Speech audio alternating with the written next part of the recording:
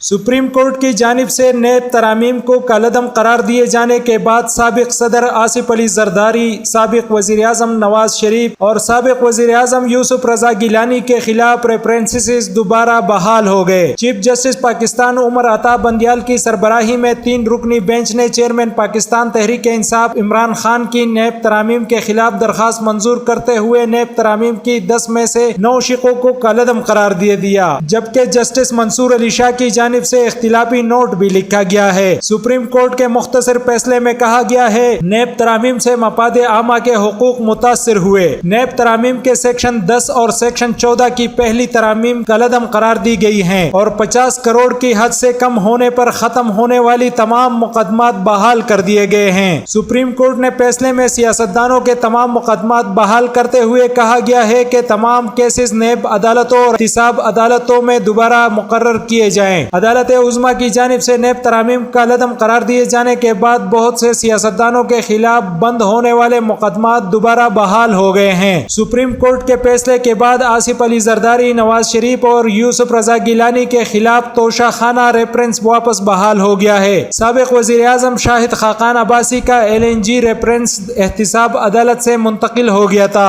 और साबिक वज़ीर आज़म राजा परवेज अशरफ के खिलाफ रेंटल पावर रेफरेंस भी वापस हो गया था, जो अब दोबारा बहाल हो गया है। MP न्यूज़ सवाल समेत मुल्की और गैर मुल्की खबरें आप तक पहुंचाए सबसे पहले।